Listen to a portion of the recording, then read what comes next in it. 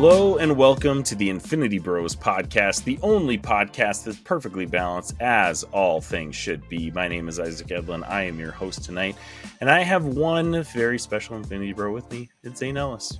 Happy to be here, the one and only.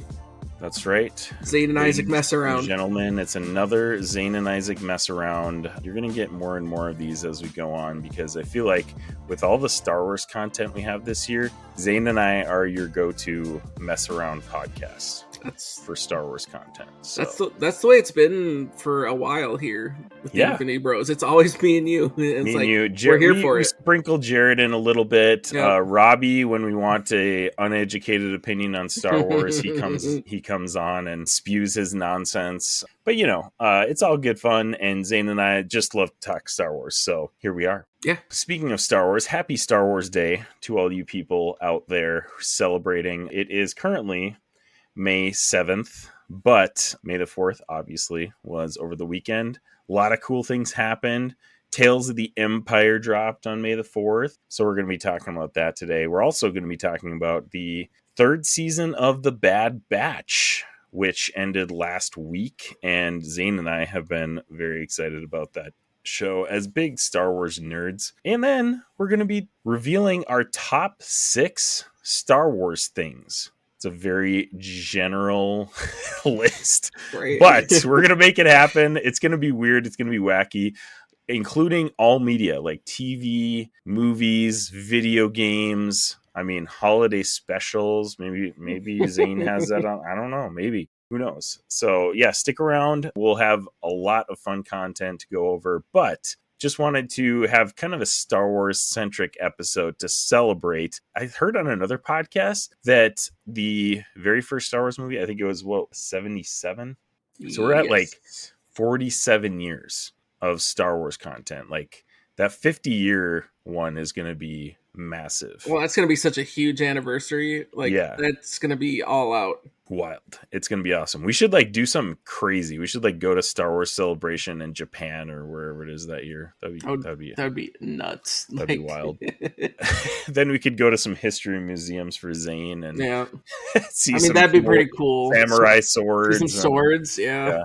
Right. Exactly. I'm all in on that. You can check out our last episode of the Infinity Bros podcast where Zayne taught me all about the history of Japan while we reviewed Shogun. It was a good time. But yeah, that's on episode 196 of the Infinity Bros podcast. For you new listeners, thank you so much for checking out the Infinity Bros. We're a group of 6 guys who just love Star Wars. We love Marvel. We love pop culture. We love movies. We love TV, video games, and we love talking about it. So we'd love to have you guys in on the discussion. You can check out theinfinitybros.com for all of your Infinity Bros needs. You can join our Discord to get in on the Infinity Bros universe and chat with us about all of those crazy things, including and Magic the Gathering too. I should mention that because we're basically half Magic the Gathering content creators now because Robbie just basically quit his job and went all in on Magic the Gathering. So here we are, and honestly he's thriving with it. Dude is killing it on the Magic the Gathering front. So if you're into Magic, or if you're for me and Zayne, we're the guys who have always been oh yeah,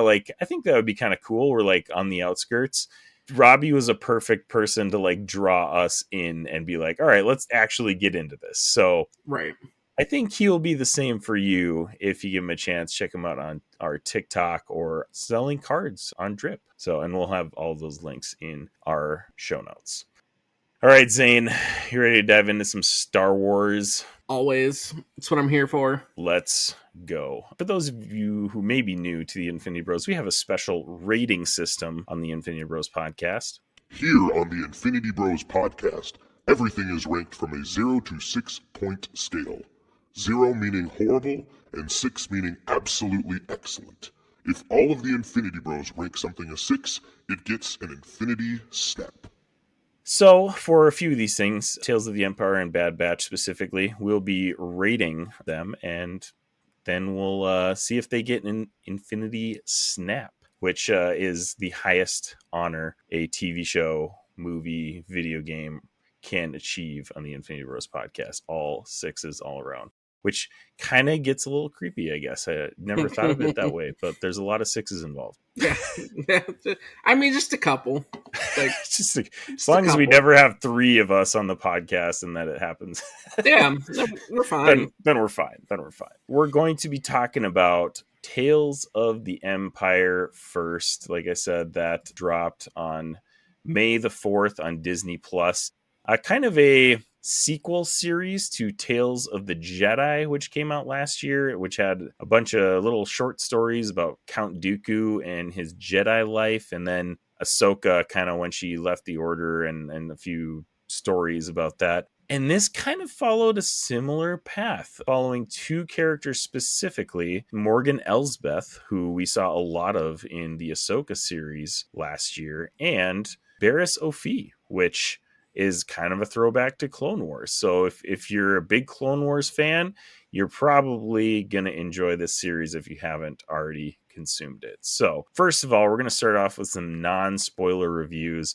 What did you think, Zayne, of Tales of the Empire? I really enjoyed watching Tales of the Empire. Like, I like that they kind of broke it down. So it's like 6 episodes, and they kind of split it. So you got like 3 for Morgan Elsbeth, and you got 3 for Barriss Offee. I liked Tales of the Empire more than I liked Tales of the Jedi. It just felt like it was a little more, yeah. Wow. Okay. I thought it was more, I don't know if I want to say comprehensive. Like, I feel like giving each of those characters the full 3 episodes did more. And plus it added, because it felt like what we had from Tales of the Jedi, it was more, I don't know, filler, I guess. Like, it was cool stuff, but it was not necessarily stuff you needed to know. Not that, the stuff from Tales of the Empire is need to know stuff, but it definitely, everything with Morgan Elsbeth was kind of like that prequel stuff. Like, it kind of set up and showed her rise a bit through the Empire, how she got to where she was. And then the big question then on the last 3 with Barriss Offee, like, that was the big question at the end of Clone Wars. What happened to her? Yeah, and then you got 3 episodes that kind of finished that. So to me, it felt like Tales of the Empire had a little more weight to it, just because it was based on more existing stuff. Whereas with Tales of the Jedi, I kind of had, it added bits and pieces to characters that were already rather well fleshed out. Mm-hmm. Like I said, I like this better because it gave more to characters that didn't necessarily have as much of that. This is a historic moment on the Infinity Bros podcast, Zayne. I think I'm going to disagree with you. That's fine. It's about time. It's about time, right? Like, Zayne and I are historically pretty much aligned on literally everything. So when we do disagree, it's like rare. It does not happen very often. So my non-spoiler review, I still enjoyed this series very much. I love the idea of it. I think more than I like this actual season or series of Tales of the Empire. I love the idea of short stories filling in the pieces. And that's why I think Tales of the Jedi worked for me a lot, because we got these really short stories that just gave us a little bit of information each time. And we didn't get a 3-episode arc necessarily of Count Dooku or Ahsoka. It was more just individual short stories.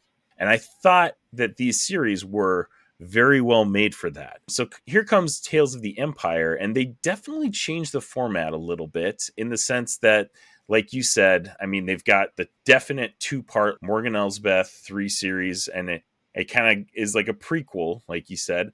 And then you've got the Barriss Offee, and I still enjoyed it. I go ahead and say that I'm not a huge Morgan Elsbeth fan, so that part just didn't appeal to me that much. But I do think the Barriss Offee part was great and a story that we needed to hear, because, yeah, that was end of the Clone Wars arcs, and she just went off into the Empire, like, jail cell, and you're like, all right, well, she's gone. Like, we'll never hear from her again. And so it's cool to come back to that and be like, oh, okay, so she does have more of a story to tell. So I thought it was phenomenal. I did not like it as much as Tales of the Jedi, though. Part of that also is that I loved the Dooku episodes in Tales of the Jedi. Right.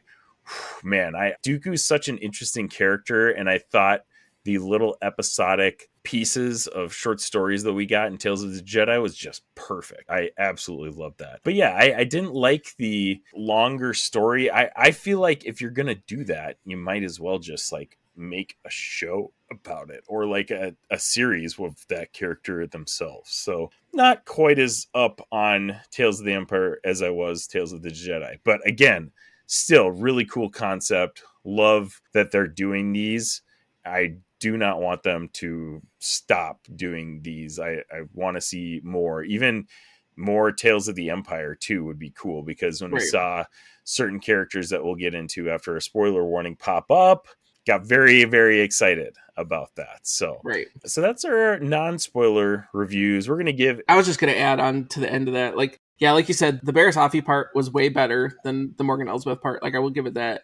I think from the other side, though, of why I kind of like this more, too. Like, I kind of prefer the story drawn out a little more on more of these episodes. Like, don't get me wrong. Like, Tales of the Jedi is still fantastic, even with those individual episodes. But I felt like when you do these, like, 3-episode arcs, like, it feels more like a complete arc. Like, this feels like an arc from Clone Wars. Yeah. Right. So that was more of like why I like prefer it, because it was just some of those things. Yeah, if you have a short enough story, you can do it in like one episode.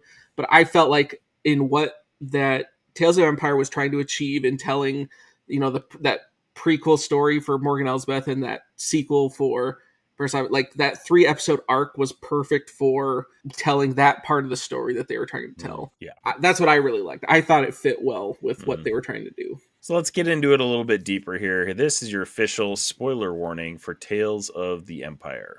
This is... Prepare yourself. An Infinity Bros. Prepare yourself. Spoiler. Warning. All right, Zane. So right off the bat, I think it's even the first episode. Yeah, it's the first episode of Morgan Elsbeth's arc. When we see Grievous, that was the moment that I was like, yeah! Like, that was sweet. I love Grievous, dude. He's like one of my favorite Star Wars villains. And the fact that we see him and he's like actually... See, I like him a lot, but he gets portrayed so poorly in a lot of different types of media. Like, he is a coward. Like, that's his character, and that's fair. Like, I'm fine if you portray him as a coward, but a lot of times in Clone Wars he gets portrayed almost as like a bumbling, like clumsy, can't do anything right type of commander. That just bums me out sometimes, because you watch those old Clone Wars animated shorts or series or whatever, and dude takes out a group of Jedis like without even flinching, like doesn't even phase him at all. Like, he is powerful. Right. And the fact that they kind of nerfed him in Clone Wars is a little bit of he still had a lot of cool moments in Clone Wars. Don't get me wrong. I don't think he was totally done wrong in Clone Wars, but they definitely portrayed him more as like as a guy who would just run away all the time. Right. Rather than, you know, this really cool villain who was powerful in his own right. So the fact that we get him tearing up was that Dathomir? I'm assuming it was Dathomir, because it's like that's where the Night Sisters live and stuff like that. But I don't know. It didn't look similar to the environment of Dathomir that we've seen before in other media. It had to have been another one of the worlds like Dathomir. Because I'm pretty sure Dathomir only had the Night Sisters, because like that was their home world, whereas the planet on Morgan Elsbeth had that other the people in the mountains. Yeah. So I'm guessing, and that was a known thing too. All the Night Sisters like had places on all these different worlds. And I can't remember if it ever said what world Morgan Elsbeth was actually from. Yeah, it was definitely. Off the top of my head either. But it was also the same thing. Like, they were definitely like purging the Night Sisters. Like, that was definitely not because a threat to the Empire and everything. So like that was a big part even in Clone Wars. Like the droids, they were still hunting Night Sisters too. Oh yeah, right. But yeah, that just to start that episode like that with awesome. Grievous, even I had kind of had that same reaction. It was like, this is sweet. This is how you hooked right away. And then like just Grievous just laughing, and as he's like tearing people up the whole time, it's just like, oh my gosh, this dude is psychotic, and I love that. That's the part I like too. I get Vader has like the iconic breathing that everyone recognized, but like Grievous's cackle, that mechanical cackle he has, And then the cough right after. Yeah, and then the cough, like that is so much more intimidating. Well, not intimidating, but like that's way more of a terrifying. Yeah. You get the instant fear of Vader's breathing, but if you hear that cackle and cough, that's like scary. Like that's an underrated soundbite in anything Star Wars. Absolutely. And I think too, he in Revenge of the Sith, he's actually like, they portray him very well in that movie as well, which I'm trying to remember, did Clone Wars come out like this, the animated series, did that come out before Revenge of the Sith? It had to have been right around the same time, probably. It had to have been after. It must have been after. Yeah, it had to have been after. But I love how they portray him in Revenge of the Sith. Like, again, he goes back to this menacing threat. And man, that iconic scene where Obi-Wan drops down, we get the hello there, and then Grievous whips out his 4 lightsabers. It's just like, oh my gosh, that is so cool. It's too cool. It's amazing. And going back to watch that again, the CGI on Grievous holds up. It's still like so stinking good. I have this one image burned into my brain of where they like focus in on his mask and his eyes specifically, and like the rest of the background like fades away and it looks so real. I'm like, this is CGI? Like this looks so good. Right. And we're going back and watching the Harry Potter movies for the kids. We're going to Universal and Disney this summer. And I was like, we got to at least like get them exposed to it before we bring them there, because otherwise it will mean absolutely nothing to them. So going back and watching those movies, and the CGI in those movies is atrocious. It's not good. And you know, back in the day, like whatever, that was just like how movies were made back then. But there's a definite shift from like, I think it's like movie 3 to 4 where the CGI starts getting better. But like those first 3 movies are so bad.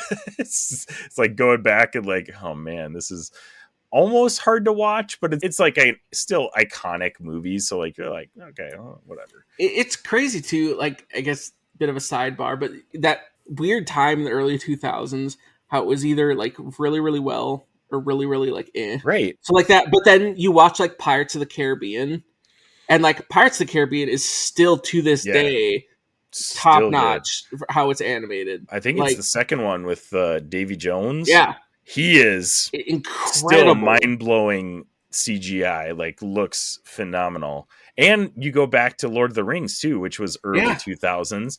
That CGI still holds up. Yep. And, you know, there are projects out there that did things really, really well for the time, especially.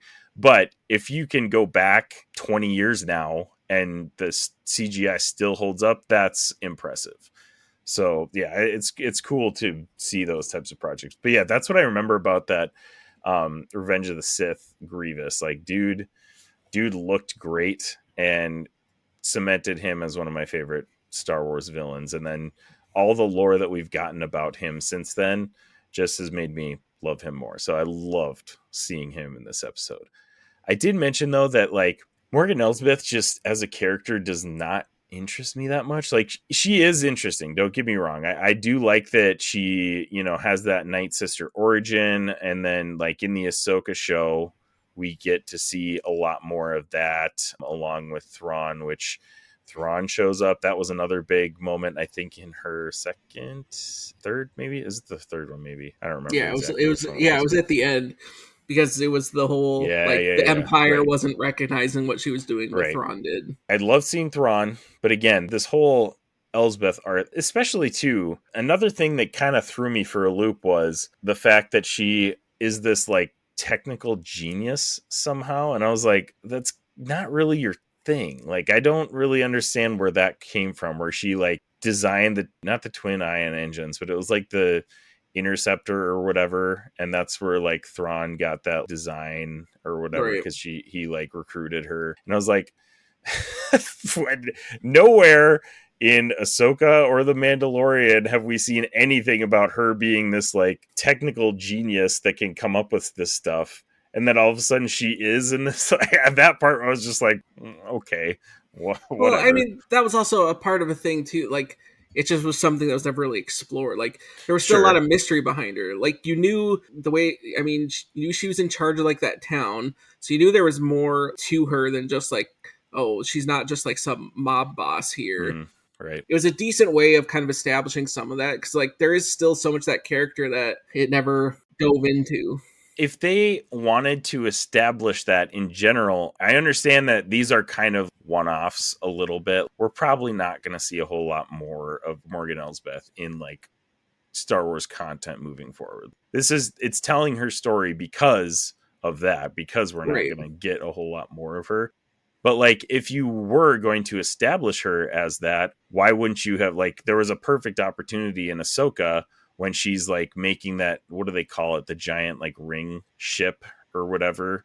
Just put a lot more emphasis on her designing that and like being the one that came up with that, instead of her just like giving everything to Baylan Skoll and like telling him to go do stuff. I don't know. It just seemed like it came out of nowhere to me. And I was like, okay, all right, whatever. That's fair. Yeah. So those episodes, they're fine. They're not bad at all by any means. But yeah, when Thrawn showed up in that final episode, that was cool too. And another reason that one was cool was because these shows are animated in the Clone Wars style. Yeah. And we hadn't seen Thrawn in the Clone Wars animated style. And he looked way better than the Rebels Thrawn, dude. Like, I thought he looked phenomenal in that episode in the very short time that we got to see him. Rebels Thrawn too, like Rebels in general, the animation is just a lot simpler and more wonky, because I think it's kind of targeted towards kids a little bit more, so it just looks wonky, and he's a lot more like tall and thin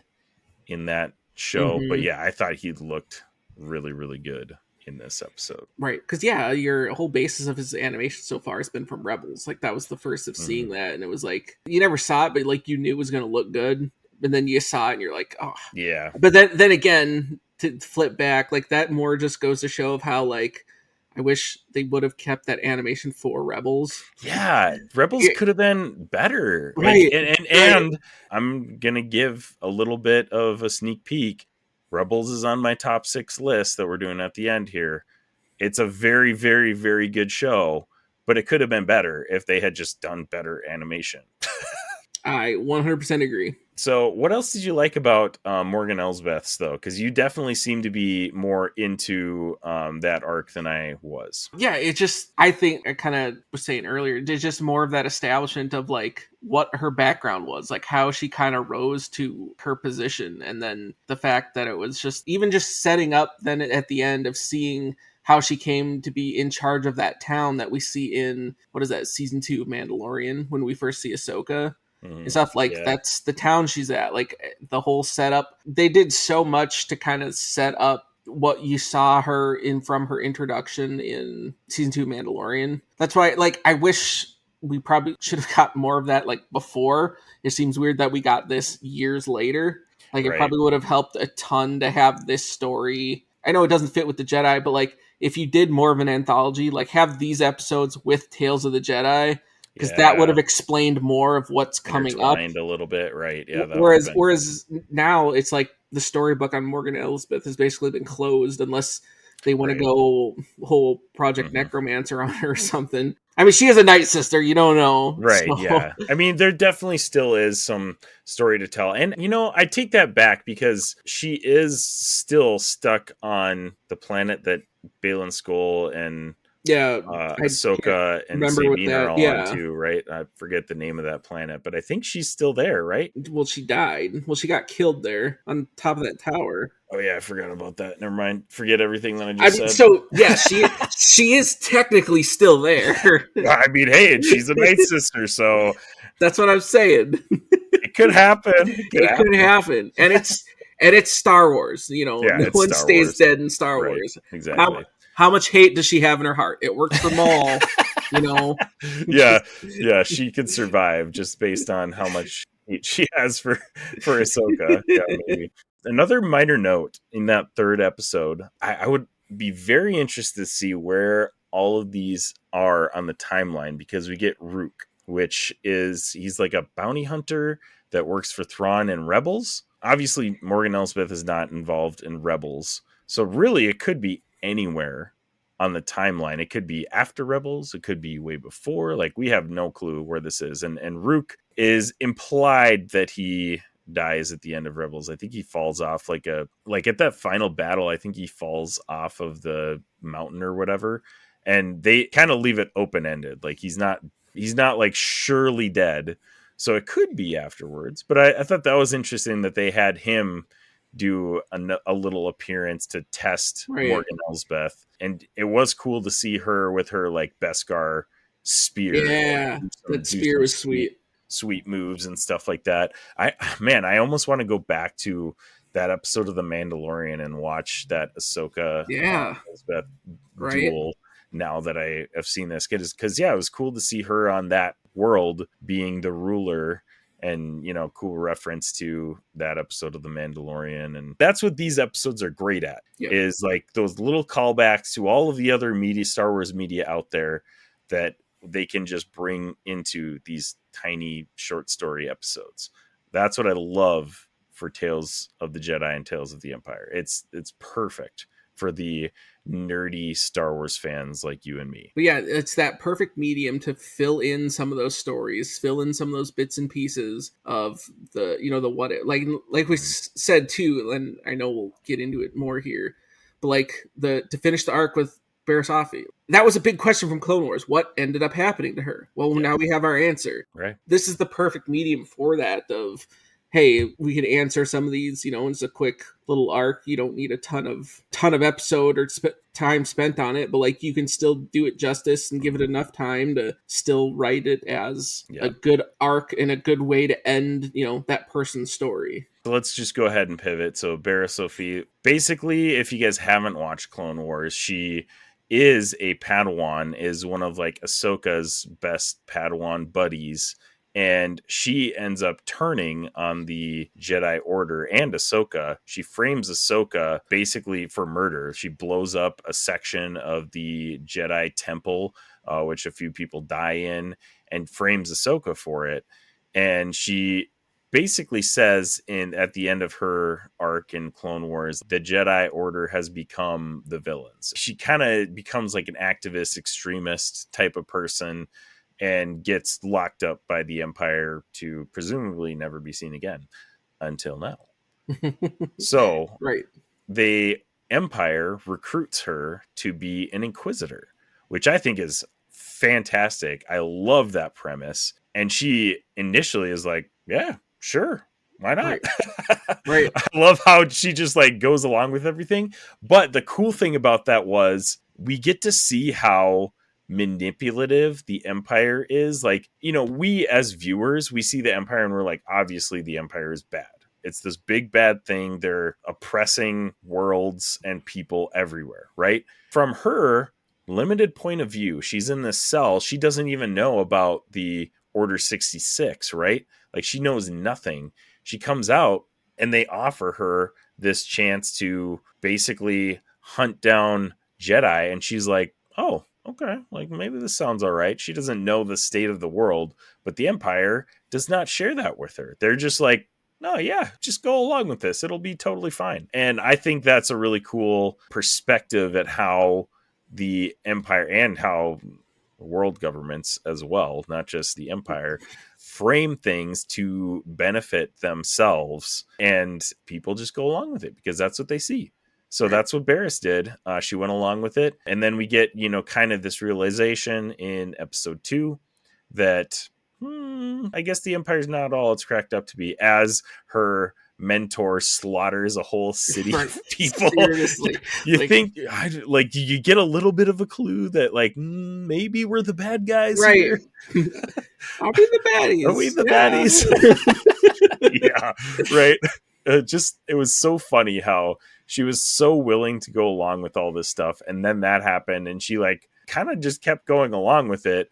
The final straw was she was, and successfully too, which this is the wild part. So they find this Jedi that they're searching for in the mountains. She basically convinces the Jedi to come with them and like potentially become an Inquisitor, and they're going to surrender. And which is pretty incredible work in the 2 minutes that she's talking to the Jedi, right? Right. And then the other, what's her name? Lynn, I think her name is. Or is her like mentor or whatever? The other sister. Yeah, she just kills him and is like, oh, okay, that's like what I would expect her to do as like an inquisitor and evil villain type person. Right. And then that was obviously the final straw of like, oh, okay, well, these guys are definitely bad, so I'm not going to do that. Pushes Lynn off the edge, runs away. Okay. Not just pushes Lynn off the edge. Force. She yeets her off the edge of that cliff. It is a yeet. That is a full push yeet. Force can push be yeet. Qualified as a yeet. Yes, I would say so. I saw that and I was like, oh, dang. Just sent her. I think this episode was good. I think this is my problem with this series, actually. We get this 3-episode arc, but like she turns from fully going along with being an inquisitor to fully being against the Empire in a span of 5 minutes, maybe. It happens so quick. And like, obviously, it's pretty obvious stuff that happens that, makes her realize this. But like, I feel like this arc would have worked better if you had more time to expand those stories. But I will say this was the better arc for me. I liked this arc way better than Elsbeth's. I still think if you're going to do this format, just make a show. I mean, this is a show, obviously, but like, expand it then. Make it a full 4-episode arc with 30 plus minutes of stuff. Give us a little bit more instead of like trying to squeeze an arc into these little 17-minute episodes and giving us 3. If you're going to do an arc, do a full arc. I think that episode was still probably my favorite episode out of the arc. And then the third one was pretty solid too. We find her, and this is another cool thing that both of these series do, is they kind of jump around the timeline a little bit. So this is down the road a bit. She looks old. So I don't know how old she is, but Lynn comes back, finds her, and basically she's been searching for her this whole time. So it's kind of cool that she's like, hid out. She's become this figure that like helps people. These people are going to her for help because they have a force sensitive child. They're like, what the heck do we do with this thing? It's kind of the vibe I got. It's like, okay, yeah, we'll try to hide you from the Empire. But yeah, and then they come to this showdown and Barriss does some really cool stuff. She might not even have a lightsaber anymore. She didn't like show one. Right. Well, I think part of it too, and that's kind of what we saw too from the Inquisitor stuff. Barriss was a very adept Force user. Like she didn't even need a lightsaber. Exactly. And plus too, like if you're in hiding, there's no quicker way to show, hey, you're a Jedi than having a lightsaber. So like, exactly, if you're trying to hide, I would make sense to not be using a lightsaber. Yeah, and she already had obviously ditched the Jedi before that, so she doesn't. I'm sure she doesn't consider herself a Jedi. Yeah, we get this showdown between her and Lynn again, and she just like is dodging everything that Lynn's throwing at her. She whips out the Inquisitor like double-bladed spinning lightsaber, and she's still just like got her hands behind her back and just like dodging everything. I was like, that was cool. She saves the family that came to her for help in the process. Lynn ends up killing her. It's kind of a cool fitting end for a story like that. I don't know, like, what did you think of that ending? You kind of foresaw it because she obviously sent them off and was like, this is it for me, basically. Right. Well, I thought it was interesting because, like, even just the fact of the like those caves they were in, like it really reminded me of like those reflective caves from kind of like the sequel trilogy that we had in those movies. Yeah. How, like Rey had that whole bit in, like I get like that's the whole part of those reflection, and there's a lot of symbolism there. And like I think that just ultimately kind of then showed how much Barriss had changed in that it was like she truly wanted to help, like she wanted that opportunity to show that like no, like there's a better way. And I think that's kind of what you moved into after the fall of the Jedi and everything. You're moving into the newer stuff. Hey, there's a way beyond just Jedi and Sith, and it's just finding that. I love that we're in this era of Star Wars. I think it's so cool. It's very cool, and I think that's kind of what a big part of that was, showing that Barriss in a way found that there's more beyond just the Jedi. And that was kind of how that ending that I took it to show. And like, I think then how that episode ended, like, I think it had that impact because she wasn't going to let her just die in that cave. Right. Like, she's like, no, we're getting you Lynn out. takes her out. That was another thing that more time could have done this more justice, because she was a hardcore Inquisitor, even among the Inquisitors like that we've seen in video games and in Rebels and stuff like that. Like, she was pretty hardcore. She was like just slaughtered that whole village literally for lying to her, and that was it, right? Like, that's pretty intense. And the fact that she just decided on a whim that she like basically was gonna stop being an Inquisitor, like, and she didn't, granted, but the fact that you're saving Barriss kind of seems to me like you're giving up that life. Well, I wouldn't necessarily go like on that far. I think it was more to show, I think we hit that earlier in an episode with Barriss, that there's a point where it finally clicks in your head that like there's more to this, because that's the whole point. The Empire is like the brainwash that the Inquisitor, like when you're become an Inquisitor and stuff, they don't want you to think about anything. Like, you just do as you're told. That's it. You just want to be blinded by that hate. And like, I think then you see that moment when fighting on that hilltop and she kills that Jedi. That's when it finally, that switch kind of flipped for Barriss, and she's like, well, no, this is wrong. And I think, you can have those moments too of, living as an Inquisitor, doing all that stuff. Enough of those actions begin to take their toll. And like, even this whole time as she's looking for Barriss, like, in the back of her head, she's known, why did you do this? Why you wanted that confrontation? And then you have this moment, and then through those caves, that was kind of that moment too where it clicked. It doesn't necessarily mean that she's going to full blown like turn from Inquisitor, but like that, to me, that was that moment of like, I'm kind of wakening up from just what the Empire has put in my head. Right. Like, it's not necessarily a full blown, like, oh, I'm a complete switch right now, switching my total philosophy on life. Right. And they didn't obviously say anything, because the last scene we get is them like walking out of the cave. So we obviously don't know what happens after that. But I felt like it was a moment that, given more time, could have been earned better. It just was so, and the same thing with Barriss. Barriss's was more earned because we had that scene where, I keep saying Lynn, I hope that's her name, she like slaughters that whole village, right? Like, so that gets her thinking, obviously. And then in this one, there isn't like a precursor to her switching her mind about Barriss. Like, she's ready to kill Barriss when she goes in those caves. And then all of a sudden she's just like, boom, I'm just kidding, I don't want to kill Barriss. That didn't get earned to me. It was still a cool moment, but I don't think it had the impact that they wanted it to have. Yes and no. Like, I think the linchpin of that whole thing is when it realizes Barriss was having that conversation. I'm trying to remember. It's probably going to come off as like a paraphrase or whatever, but like when she's talking to her in the cave, and then they have that realization where she's like, she makes the quote about fear, and she's just like, well, it doesn't sound like fear's your ally, fear's your master. Oh yeah, there you go. That's what it was. And I think that was that point, because like when she realized that she couldn't find her way out when she was trapped in those caves, and then she knew she was going to die, that was the whole point. Like, fear was no longer the ally, because fear was what they were striking into the villagers when she's killing that was fear. Right. But then her whole point was like, fear's never been your ally, it's your master. Right. And then in that moment, she was terrified of dying alone by herself in this cave. Well, okay, there's another moment that I feel like wasn't earned, because she was running around the caves for what, like 2 minutes? And then all of a sudden she's convinced she's going to die there. Like, well, I mean, more time could have done this episode a lot more justice. Well, right, that's fair. But at the same time, when you're doing episodes like this, like, I don't need a full 10 minutes of someone running in a cave to get, and plus, like, it's part of that extrapolation on it. Like, you don't know, like, yeah, it's 2 minutes in the episode, but it could have been hours, and like, you know what I mean? Like, it could be strung out more, but it's for this. Well, they didn't make it seem like hours, so if they had done that, maybe I would have liked it better. That's fair.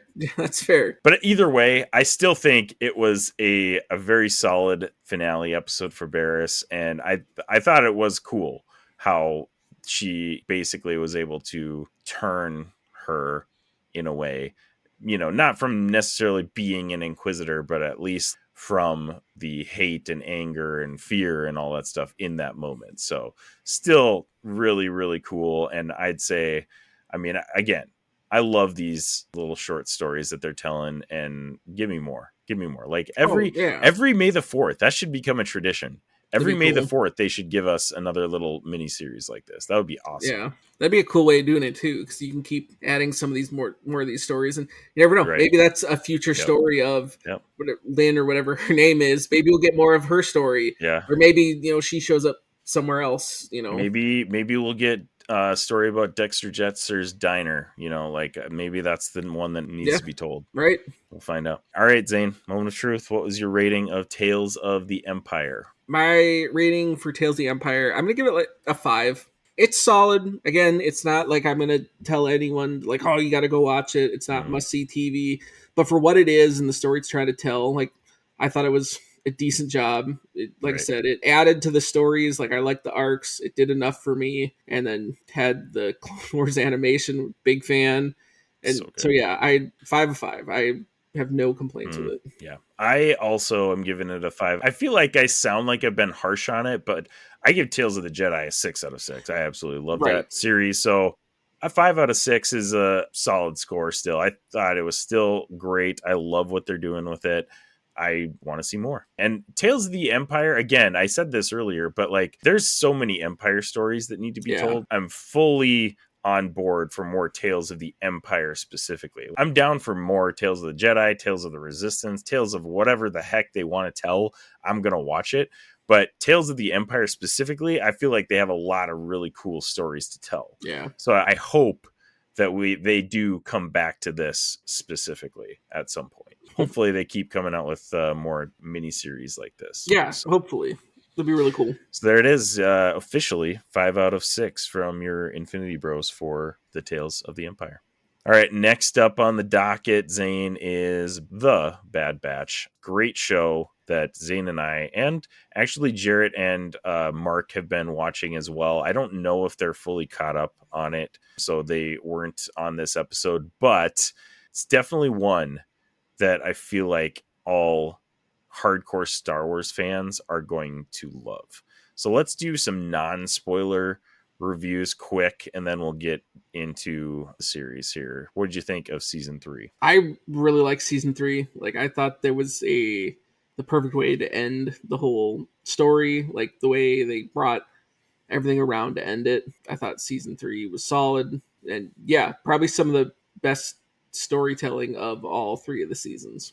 I definitely agree. I think storytelling wise, season 3 was the best out of the 3, and it was a perfect way to end this series. Man, this is the perfect series for hardcore Star Wars fans. Like, if you want to know more about the Star Wars universe, if you want to dive deep into some of the untouched stories of Star Wars, this series is for you. I loved every aspect of it. Overall, I don't think it was as good as a lot of these other things that we're getting in Star Wars. I'm not going to recommend this to the person who's only watched the original trilogy. Like this is just not for everybody. But as a Star Wars fan, I absolutely loved it. That's our non-spoiler reviews. Here is your official spoiler warning. This is... Prepare yourself. An Infinity Bros. Prepare yourself. Spoiler. Warning. All right, Zane. Season 3. Right off the bat, I want to say that I love The Bad Batch, and the creators of this show did a phenomenal job of differentiating it from the Clone Wars. Obviously, we find, this is a spin-off of the Clone Wars. We get the Bad Batch in the final season of Clone Wars, which is maybe one of the best seasons of animated television ever. Clone Wars season 7 is phenomenal. But this is a spin-off of that, and the first 2 seasons have been great. The difference between Bad Batch and Clone Wars is we have this very clear main storyline through all 3 seasons. Whereas in Clone Wars, you kind of get these like 4-episode arcs that you kind of ebb and flow with. The timeline jumps around. Like we're just telling stories basically of the Clone Wars in that series until you hit like, I think probably the 3rd or 4th season. Then you kind of get like a main storyline. that runs through it, and it just gets better and better as it goes. But the Bad Batch hits the ground running, has a great storyline throughout, and I think ends with a bang. And it's so cool that we get to explore this little corner of the Star Wars universe that in the big picture doesn't really have a whole lot of impact on the Star Wars universe. But the fact that we're getting these stories that are so good that could be told about anywhere in the Star Wars universe, I love it. I think it's so cool. Love exploring the Star Wars universe in this way. So, man, start off the season with Omega is on Tantus, the like secret Empire base that they're doing Project Necromancer on. Project Necromancer is kind of the main theme of this season 3. And I love, I don't remember exactly what episode it is. I think it's like 3 or 4, where we see the Emperor and he kind of lays down his expectations of this base, like what he needs from it in order for Project Necromancer to be a success. I love that they kind of keep it in the dark. That he doesn't really ever specifically say what his plans are for Project Necromancer. So throughout the whole season, we're still kind of like, what the heck is Project Necromancer? And obviously, like us as Star Wars fans, we like kind of know what that led to with Snoke and Palpatine clone in the sequel trilogy. But the fact that it keeps us in suspense through pretty much the final episode of this season just speaks to the great writing of this series. So what did you think of Project Necromancer? And do you think there was a collective cry from the sequel haters when that finally got revealed in episode 3, that they're like canonizing the sequel trilogy in other forms of Star Wars media? People can have their own thoughts and everything on the sequel and 2, and like definitely I think looking back there many things could have been done different, but I think it's an interesting way because it ties into that, but it also adds more depth to it with how a fully like undoing it or fully like pigeonholing its way in, if you will. Right. Because it's just like it ties in and you can feel like the weight of it, and it still ties into your overall existing universe. But it's just like the story of how this is done is leagues better than anything you got in the movies, especially in those sequels. Like even though they use Project Necromancer more as just kind of like that boogeyman that you never really see, it's referenced and you kind of see part of what the end result of it is, but like this builds way more to the mystery of it, and like it does such a good job that, and it's just like, yeah, that's kind of that unspoken or unseen monster that you have kind of looming there. And the fact that this show adds to that canon, adds to that story, adds more depth to it without completely breaching it, like I thought that was very well done. Like that's writing. What we need from these like spin-off stories, adding depth. And that's why it was so great that when we saw Emperor Palpatine in that episode, he didn't explain the whole thing like, oh, well, I need this to make a clone of myself and potentially, another clone of a different guy that's going to be one of my cronies. Like if we had him explain that, it would have like, well, first of all, it would have totally destroyed the mystery of the whole season. But at the same time, you would have had to either like completely confirm the canon of the sequel trilogy or the story of the sequel trilogy, but this way they added depth to it without actually really explaining what happened. So there's still kind of that mystery / there's still some details that can be explored and explained different ways if you need to further on down the road. So I think that was the perfect way to handle that, and that's what should happen in all spin-off TV shows, movies, any of that kind of stuff. Adding depth to the original project without screwing with the storyline, basically. Right. Because I think that's something like it can get messy on that, is if you try to add more to that canon in more that establishment. I think that's probably a bad idea at this point to like to try to like force that into working. Like now it's just like you got the movies, just leave it there, add that mystery to it. But as you've seen with like Necromancer, and then what's the secret project of Gideon has in Mandalorian? What was his called? Frick, I don't remember off the top of my head. But either way, you see these projects that people have, Yeah. and then Stardust or whatever was the Death Star. Yeah. Like, so I think that's kind of the brilliant way of circumventing all this, because you have the Emperor, the whole necromancer thing, but you see all these other people that are like, no, I have my own idea of what I want to try to further. Yeah. And I feel like that's a way that, hey, we still have everything set up from the movies. Here's Project Necromancer. Here's a project that failed. Because I mean, arguably, you could say the Death Star project. I mean, I guess it succeeded in blowing up Alderaan, but ultimately failed because it got blown up. Right. But like, to see that's kind of your workaround to say that, hey, we have a bunch of people with all these other plans and other stuff waiting in the wings that people wanted to try, people wanted to work. And it's just like, so now obviously, like, we're going to get that when we get the Mandalorian movie. We're going to see Thrawn with his plan now. Yeah. So like, it's not necessarily just one set thing. And I think that's kind of your workaround of that, and maybe that can be part of it too. You wrap that in the Emperor kind of just, and it makes sense too, as you're moving past this whole Jedi Sith. It's like the whole Emperor's Palpatine, his whole bit was on living forever, and so that was the whole point of the cloning, all that stuff. But as you're moving past the confines of what you have with Jedi Sith, well, now it's less of like, well, no one really cares about that anymore. Right. So that can be, I guess, to put it in like simple terms, like that's that old guy's plan of what he wants to do here. But now you can still expand the rest of the universe out around that, leave that as the dead end. All right, that can leave there. But because you already know that too. Yeah, he might have been the Emperor. But I mean, we even know that in Rebels that like Thrawn didn't agree with what the Emperor, like there was so many people that didn't agree, but obviously when you're in this big, scary, the Empire, like you can't necessarily express I don't agree with it. Like whoever's in charge, like that's what you're going with. But it's not clearly, unless you want to get force choked to death. Right. Exactly.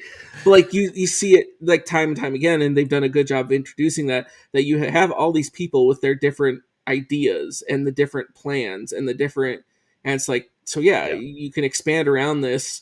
And I think that's been a brilliant way that Filoni has kind of set this up. Because I think we all said that too after watching the sequel trilogy of like, well, how do you go from here? Like, what's your play? Okay, so Snoke was trying to, or you got Snoke, you got the Emperor trying to clone, and it was such a mess. Right. But like they did it, personally, it's a brilliant job. It was like setting up. Well, no, you have all these other plans that all these other people are doing, and you can have these shows. And now, like Bad Batch, like it showed part of this plan, and it showed how you can tell a story of these other plans. And show how it's like loosely connected, adds the depth, but you still have a very competent story in it of its own. And it's a Clone Wars spin-off. Like this isn't like a big budget. This isn't like your main draw. Like it was done as a spin-off. I would even venture to say that it probably money-wise is not making Disney money, this show, because the only people watching this show are pretty hardcore Star Wars fans, right? Like, which there are a decent amount of, but like nobody is subscribing to Disney Plus to watch The Bad Batch. They should, because it's fantastic. It's fantastic. But it's not happening because the average person that is not a giant Star Wars fan is going to get lost in all of this like underworld and, all of the backstory of Star Wars, which is pretty much what this show is about. So and again, as Star Wars fans, it's fantastic, and the story itself is great, but it definitely is a look into the deeper universe of Star Wars. So, anyways, we kind of the main storyline, we get the kind of redemption of what's his name again? I keep wanting to say Deadshot. Oh, Crosshair. Not Deadshot, Crosshair. He's got the cross on his eye. But yeah, Crosshair, which I love that. It was kind of like a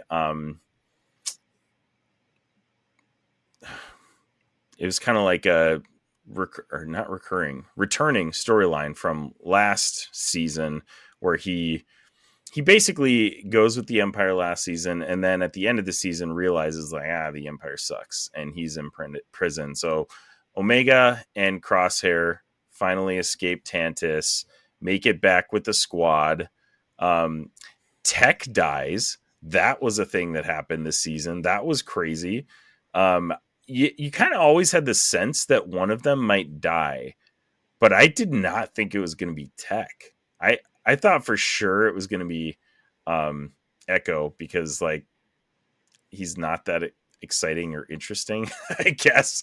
I mean, true, but Echo's also that connection to with right. Rex, Yeah, yeah. And when you go through the season, you realize like obviously Echo is important to the storyline of the season, but like Tech dying, that was a pretty crazy. Like, I think that was a good part of the story because it raised the stakes a little bit, and they were all like, "Oh crap! Like, we're not like just playing around and doing whatever we want anymore. Like, this is life and death. Like, this is big deal." And there's a buzz going around on the internet that everybody thought the Tech was going to show up. Like, the Empire might have like recovered his body and like put him in one of those like crazy mercenary outfits that those guys had at, that were fighting them at the end and stuff like that. But he never did.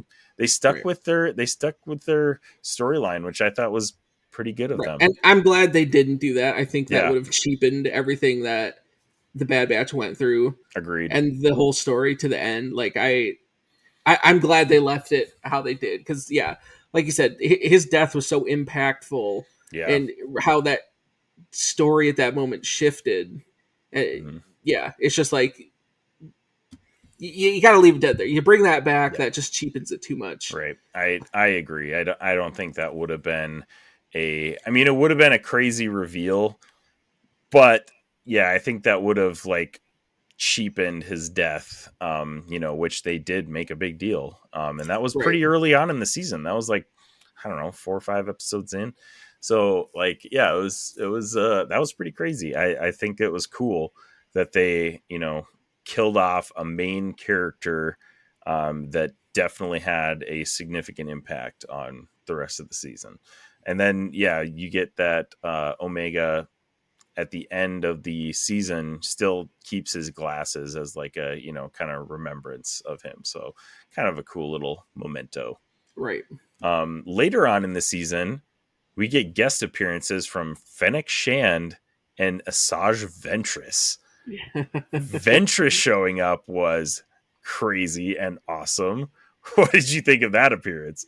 Oh, that was sweet. Like it was one of those weird ones that you were like, I don't think it was necessary. No. But I love the fact that it was there, and I love the fact that there's potential that Ventress could show up, because Ventress was another one of those just fantastic characters from Clone Wars that, again, the story just kind of ended, but they didn't do anything with.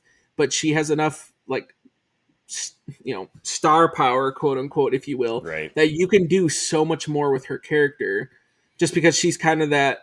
I always make I think Maul is more the comparison with Ahsoka, but at the same time, Ventress is kind of in that too. She's in that boat in the same thing where she realized like, hey, and was she even really fully Sith ever? Because I feel like she was one of the like her and Grievous were like basically almost mercenaries that Dooku like trained more so than like being full Sith. Exactly, because it wasn't fully adhered to, I guess, the whole like it wasn't necessarily like Dooku's apprentice, quote unquote, but at the same time, it was definitely someone who was more than just a hired mercenary, but I thought then too, like, it was a powerful moment then in the show of like when Bad Batch goes to fight her, because when they figure out who she is, and then when she uses her lightsaber and to find out it's no longer red. Yeah, it's yellow. That was cool. I think I texted you that night too, and I was like, dude, did she so that's a crazy Star Wars lore thing. Okay. So like, if you guys don't know anything about lightsabers, basically the color comes from this crystal. It's Kyber crystal that each Jedi goes and like finds, and it changes. I mean, the lore has not always been the same, but like currently it kind of changes color based on the user's personality. And so when people turn to the dark side, they bleed their crystals, is what they kind of call it. So they turn red because they're basically evil and corrupted crystals. So to get a lightsaber to go from red to any other color, you have to heal that kyber crystal, which apparently is a big deal. Like, we don't really know much about it. I'm sure there's probably some lore in it in like books and graphic novels and stuff like that, but like there's not a whole lot about it in like physical, like TV movie media. Right. So the fact that she healed her kyber crystal, that was a really cool reveal, because that means that she's way more on the light path than I thought she was. Like, she definitely, even though she kind of like abandons her like Sith, whatever she had of a Sith side and the Empire, and before, she was abandoned by Dooku way before the Empire was even a thing. Right. Like, it was like before Order 66 happened, and I thought she still got way too much anger and like just she's out for blood for everybody, that she would still have a red lightsaber. But the fact that she is like healed somehow, that means that she's like healed kind of internally as a person somehow too. That makes me way more interested in her now. So I can't wait to see if they have something for her in store down the road. That would be so cool. Right. And I think, just to add on that too, because that just tells me like there's so much more story like that there, of seeing that process. Like, that could be a whole nother show. That's a Tales of the, what do you even call that? She's like not Jedi or Empire. Right. Like, what do you call that? Right. Tales of Star Wars. Tales of Star Wars. Yeah, that's a show that I want to see. I want to see Tales of the Tales. Tales of the Tales. Yeah. But right, like in that, or even just a full show, or like, how about we do this for a tie-in? How about her story? We have Asajj, and then part of her healing is she meets up with Merrin and that's how you tie in Cal Kestis. That would be wild. That would be so cool. Because I mean, that Merrin tie, both Night Sisters, and we kind of like, I think we did talk about it a little bit when Ahsoka was going on last year.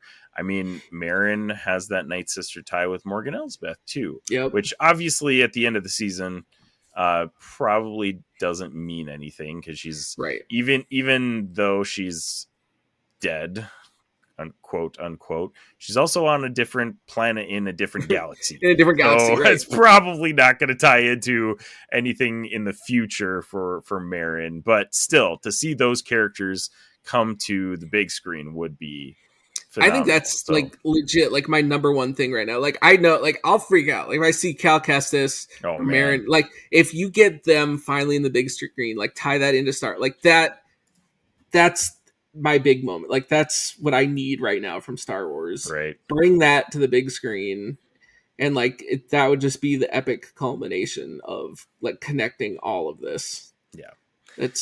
I hope Dave Filoni's listening to this. Yeah, he always is. We know this. He definitely listens to our podcast. But yeah, that was a really cool part of this. I think you mentioned it. Was it necessary? No, but I loved it. And you're not watching this show out of necessity anyways. You're watching the show because you're a big Star Wars nerd. So what better to appease a big Star Wars nerd for than Asajj Ventress to show up for an episode? Like, it was perfect. Fennec Shand was cool too, but that one was like a little less exciting to me. Right. Well, I mean, I feel like because we've just had more appearances of Fennec Shand, right? And she has appeared. She appeared in the Bad Batch earlier, season 1 or 2, didn't she? I thought she was in. I mean, she's had appearances, but then I mean, like, we've had her in Boba Fett, we've had her in plenty of other like media too, right? And it's always kind of the same character. It was more of an impact because it's like we haven't seen Asajj since their last appearance in Clone Wars. So it's been years. Like actual real life years.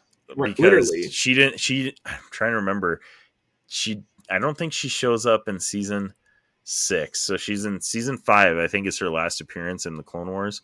Yeah. And that's, I mean, I would have to look it up, but it's early or late 2000s. I think it's like, Right. it's a long time ago, like 10 years ago, maybe. So pretty wild that we finally get her back again. It's been so long that she grew a full head of hair. Yep, literally. So yeah, that was cool. I also got to just add on that, like, I loved that they had that whole episode and the whole, like, the Jedi training, quote unquote. And I'm so glad that we had a thing where they didn't shoehorn that Omega had Force powers. Yeah. Like, I love that they were just like, nope, she doesn't have it. Exactly. Because I feel like that's such a tie-in. And I know that was a big complaint from Ahsoka that, oh my goodness, Sabine, and like, I get it.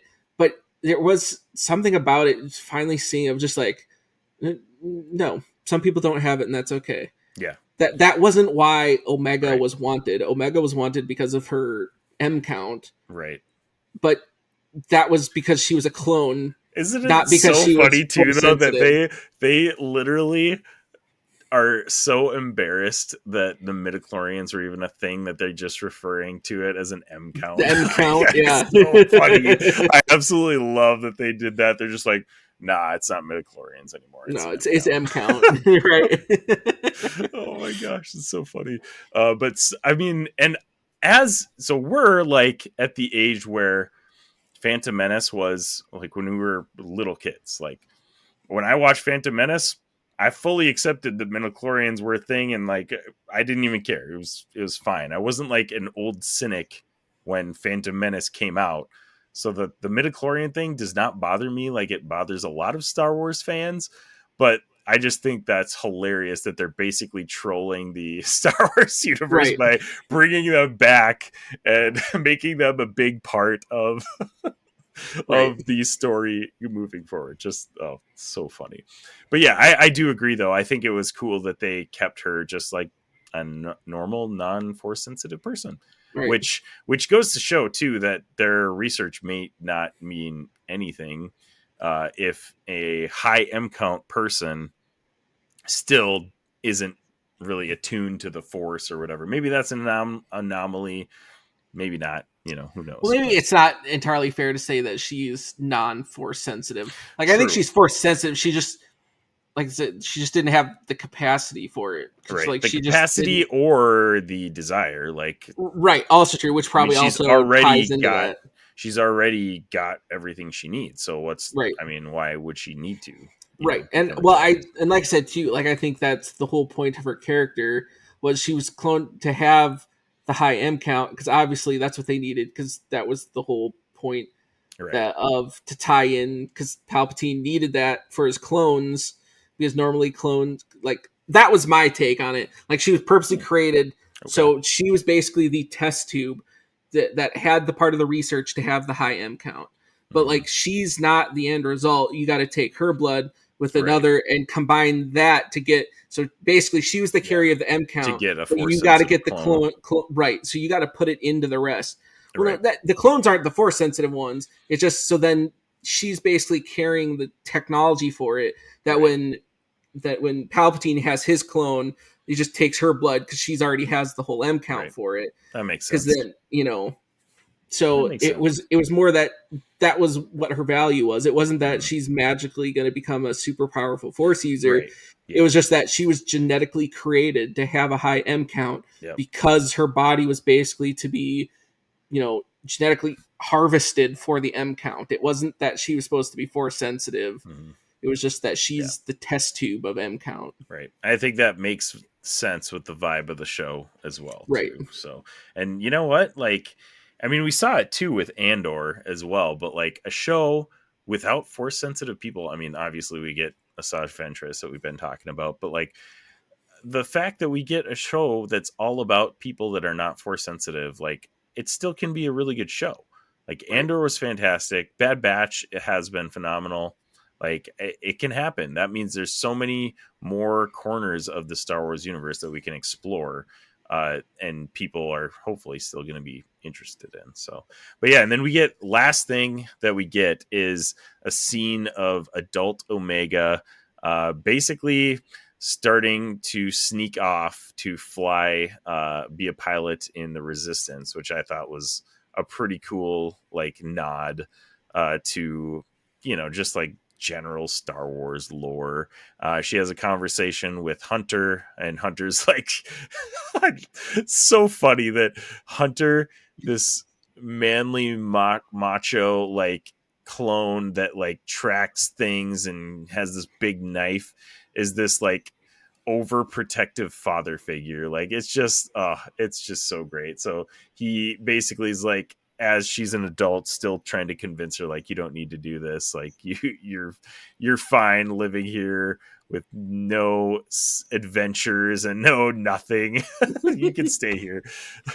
But yeah, that conversation between Omega and old Hunter was Hunter. it was cherry on top of a great show. Well, I think that's the beauty of it too, to then wrap that up, like the end of that. Like it really just goes more to show that like Hunter basically became like that father figure to her. Mm-hmm. And even just that, and I mean, you even saw that then through the course of the show when she's a kid, but then to have that end like that of the adult of her going off, that, you know, off into the world to, you know, join the Resistance, like it still very much still showed that kind of wrapped up that story that just like, you know, like it very much is that father-daughter like relationship.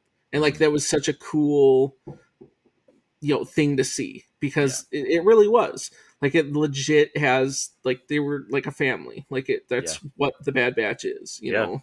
That's awesome. I know. And then like, I was not expecting to cry at all, but this finale got me, dude. Tears weren't flowing, but they were definitely welling up. Yep, got a little misty. It was a great finale, and it wasn't one of those like, I think we talked about this with another show that we recently reviewed, but it wasn't one. Oh, it's Shogun last time that we talked. It wasn't one of those like big bang finales, like boom, everything's happening and everything is crashing down. And you know, it wasn't like one of the. I mean, it was still pretty action packed and still pretty great, but it was one of those just kind of chill, like satisfying endings. Like this was a perfect ending to this show. And man, I just appreciate everything that season 3 brought for us. I thought it was a perfect season to cap off this run, and very appreciative of this show. Absolutely. And I think just to add to that too, I saw someone else was saying this online, and I was like, oh yeah, that's the perfect way of wording it. It's just like, not too often in Star Wars, in a lot of these stories, does the story end as a happy ending. True. And that's kind of what makes this such a good, satisfying ending, is because it truly it's a happy ending for Bad Batch. Yeah. They got Omega. They were literally able to stop fighting and literally just live and basically retire and just have peace. And it's just like, that never happens for anyone in Star Wars. It feels like, yeah, for and real. so like, just the fact that wrapped up, and you see that end, that like they actually got a happy ending, and especially knowing just the fact that there were clones, and seeing how clones were treated in the rest of the Empire, and then not only the fact that they're clones, but the fact that when you look at it then from the scope of from the Clone Wars, like the Bad Batch was like the lowest of the clones. Like they were specifically made, they were the Bad Batch. Like they were literally set aside because they weren't the perfect clones. They were literally, you know, set apart. Like, hey, you're just going to run these suicide missions because you're different. And so the fact that they get a happy ending is a super, like, so you can't help but just kind of smile at that. You're like, if there's anyone that was super deserving of having a happy ending, it's those guys, and they got it. And it's such a satisfying thing to see. Yeah, definitely. Yeah, that's a good point, though. Not too many happy endings in Star Wars, so that's really cool that this one did end on a happy note. All right, Zane, what was your rating of season 3 of The Bad Batch? Season 3, I gotta give season 3 a 6 out of 6. Like I said, it's the best storytelling of all 3 seasons. The how it ends, like when they finally just ended Harkin at the end, like you just wanted to stand up and clap. Yeah, and you're just like, and like so great. the weight of that final episode, because like there was a legit that point. You're like, are they going to pull this off? Right. Like you were legit just like I was prepared of like they're going to lose more than just Tech here. Yeah, like how is this going to end? But then the fact they pulled through, and then that was the ending. Like it was so well done. So season 3 for me, 6 out of 6. I'm exactly on the same page as you, Zane. I think this season specifically is a 6 out of 6. I don't even know if I would call the whole show a 6 out of 6, but this season was definitely the best of the 3. It was the perfect way to end this show. And like you said, happy ending. You can't really be mad about that. So great season of The Bad Batch, 6 out of 6. That's an Infinity Snap on the Infinity Bros podcast for season 3 of The Bad Batch. So there you go. Let us know what you guys thought of season 3 of The Bad Batch. You can hit us up at theinfinitybros.com, anywhere on social media. You can email us at infinitybrospodcast@gmail.com. We got one last thing, Zane. We're gonna probably zoom through this one because we're already at I was gonna say half. We're already up there. Top 6 Star Wars things. We're going in 3, 2.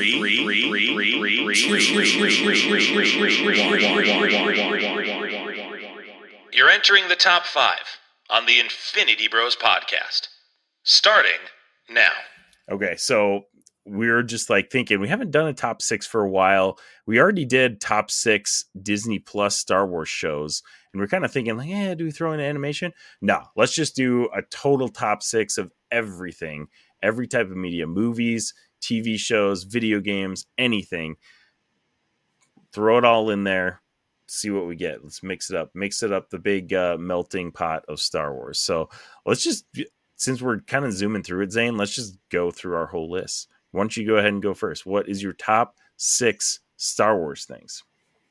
All right, top 6. And like, this was a tough one because like I even told you, like I got to, like I started throwing everything down, then I got it down to like a top 15. I was like, okay. Well, no, like I legit was at 15, and then I got it down to a 10, and I was like, I don't, like, how do I keep going down to 10? So again, like this is one of the toughest, like for a top 6, because like there's so much stuff on here that it could easily be like switched out. Because even still, like if we did honorable mentions, we'd be significantly longer. Because there's like we'd be listing so many projects if we did honorable mentions. All right, so for me, just run through this quick. At number 6, I have Return of the Jedi. Ooh, it's the classic ending of what we grew up with, the ultimate battle, and also I freaking just love the Endor fight and the Ewoks. It's so good, dude. It's so good. I love it. Number 5 for me is actually Jedi Survivor. Oh, I love nice. Jedi Survivor, and like so good. And like I've said this before, I'll say it again. Like that's the closest. Like, and I've played plenty of Star Wars games. That's the closest feeling of playing as being a Jedi as you're gonna get. Like I always make the comparison of like playing the new Spider-Man games make you feel like Spider-Man. Playing Jedi Survivor makes you feel like you're a Jedi. And I love that. Now, the story of Fallen Order, I think, is better, but the gameplay and it feels and how it all comes together in Jedi Survivor, it's top-notch. So that's 5 for me. Let's see. Number 4 is The Bad Batch. Wow, like Bad Batch made your list, huh? I really love The Bad Batch. Like this is something I will regularly rewatch. I very much enjoyed it. Nice. And then let's see, we got number 3. Number 3, we have Rebels. Mm-hmm. Just because again, not a huge fan of the animation. But story-wise, so good, dude. It's some of the best storytelling in Star Wars. Yeah. Like it's top notch. Yeah. Number 2 is The Mandalorian. Like he's just got Din Djarin walking around, just being a dude. Yeah. It's so much fun, and just even the resurgence it had of when that came out, that it just kind of got everyone back on the Star Wars shows, Yeah. and like it's so satisfying. And number one for me is the Clone Wars. Wow. Dang. The Clone Wars is a show like I watch every year. I watch through the Clone Wars every year. That's wild, dude. And it also has a bigger impact for me because like I always liked Star Wars, growing up, like watching the old movies, kind of in the early 2000s when the prequels were coming out. But like for me, like it didn't really start that fire for me until I watched the Clone Wars, and just it really opened, because like before, yeah, you liked it, it was cool, the movies. Like Clone Wars is when it really opened up to me that there's so much more depth here and there's so much more storytelling. So like Clone Wars, watching that is what really lit more of the Star Wars love for me. It's kind of started that fire. So like it's number one for me. So yeah, like I said, I watch it every year. So that's crazy, dude. Clone Wars at number one. It's my number one. All right. Clone Wars is actually the thing that I had to bump off my list, and I was really sad about it because it's tough. It's so good. Like that, again, I mentioned it earlier this podcast, that season 7 of Clone Wars is probably the best season of animated television ever. It's so stinking good. The Maul and Ahsoka showdown in I think it's in the sewer, second to last episode or the last episode, one of those two. Holy moly, it's so good. But anyways, yeah, that is a phenomenal show, but unfortunately not on my list. My number 6 is Knights of the Old Republic 2. I feel like my list is very nostalgic because Knights of the Old Republic 2 critically did not do that well because people didn't really like the storyline. And I was a child when I played this, and I did not care about what critics thought, and I loved it. And it's probably the Star Wars game that I've replayed the most. Right. And to be completely honest, I never even finished Knights of the Old Republic, the first one.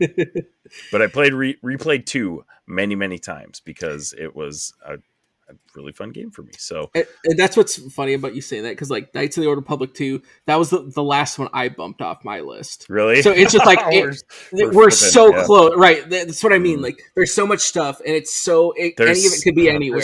Like we could make probably a top 20 list, honestly. Oh, like, easily. There's so much good Star Wars content out there. My number 5 is Rebels, because again, like you mentioned, that's probably one of the best.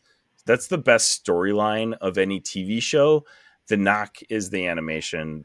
I like Clone Wars animation so much more than the Rebels animation. But storyline wise, it's a 6 out of 6. It's amazing. So I had to have that on my list. Number 4 is actually Andor. I loved Andor so much. And that was another one of those shows that just showed like there's so many cool things that we can explore in Star Wars that don't need to be Jedi Sith related. And like barely, like it just dove into so many new avenues of Star Wars that just hadn't been told before. So I loved that about it. And the fact that we got, and not even what's his name, Cassian Andor, Diego Luna, like he was great. But my favorite part of that show is when we get Kino Loy, I think is his name, Andy Serkis's character. Yep. Man, that monologue is there's good. One episode that we get his monologue and then Stellan Skarsgård's monologue like 5 minutes later, and it's the best episode of Star Wars television ever. It's so stinking good. I'm like, I watch that episode and I'm ready to like punch a wall and like literally go run a marathon. Oh yeah. It's so good. So yeah, that's my number 4. And my number 3 and 2 and 1 are probably boring, but I just can't. I can't do it any differently. My number 3 is A New Hope. It's basic Star Wars, man, but it's the beginning. It's the beginning. So I always come back to these old movies, and I probably rewatch them at least every year or every other year. And I'm like, man, it's just so classic, and it's so like, it's just what started it all. So they're special to me, even though me and you grew up in the era of the prequels. Like those are our jams. Like we love those movies, but they're just not that great movies when you take a step back and look at it. Right. But they're awesome to us. But A New Hope, love it. It's the beginning. the whiny Luke is the only thing that really gets me about that movie. Can't take whiny Luke that much. 2 is Return of the Jedi. Wow, that one gets smoke on socials for some reason, but I don't know why. It's so fun. It's the most fun one for sure. I love, like you said, the Ewok Endor battle. Oh, it's so great. I absolutely love it. And the number 1 is Empire Strikes Back because it is just the most iconic sci-fi film that you can think of. I mean, everybody, whether you've seen a Star Wars movie or not, knows that Darth Vader is Luke's father because everybody has heard that line, Luke, I am your father. Everybody has heard that. And the fact that it became so iconic in this culture is just, it's so cool that this is something that I can, hold on to and love and pass on to my kids and still enjoy it, for what it is. And I think there is something to be said that, those movies are dated a little bit, but they're so classic and still fun to watch. And I can't put anything else above those on my list. So there it is. That's my list. What's your list? We want to know. Let us know on social media or on Discord, or you can hit up theinfinitybros.com to check out our list. So thanks, Zane, for joining me on this very Star Wars centric episode. Absolutely. It's always a good time. I mean, Zayne and Isaac mess arounds are always good, but then when we're talking Star Wars, it's even better. Dude, like I even said before this episode on our Patreon exclusive, which you can go to our Infinity Bros Patreon in the show notes to get exclusive access for unedited episodes. Said beforehand, I was like, we got to skip the Patreon because, well, number 1, I was feeling crappy. And number 2, we could literally talk about the Star Wars stuff for hours. Oh, so easily. If we add more to our Patreon, we're going to be talking for like 3+ hours. So yeah, we need to skip all that and just go straight to the Star Wars stuff. So Zane and I love talking about Star Wars, and going to be a lot more Star Wars content coming out this year. We got The Acolyte coming in June, and then Skeleton Crew is actually coming in December, I think. 2 live action Star Wars shows coming later this year. So and Outlaw comes out in August. Oh yeah, the video game. That looks so good too. Oh, I'm excited for that. It's going to be a good year for Star Wars. I feel like I say this a lot, but I'm not a person that really buys like pre-orders games or buys them on release even, but that's one that I probably will buy on release. So there you go. Thanks, Zane, for joining me. It's been a blast. Yeah, absolutely. Always a good time. And thank you, Infinity Bros Universe, wherever you're listening, however you're listening. Thank you so much for making us a part of your podcast experience. We love you 3000. Bye. Bye. Thanks for tuning in to the Infinity Bros podcast. You can find the Infinity Bros on Twitter, Instagram, Facebook, TikTok, Twitch, and YouTube at The Infinity Bros. You can also check out our website at theinfinitybros.com for links, reviews, and sweet merch. Feel free to send us listener feedback via social media or email at infinitybrospodcast@gmail.com.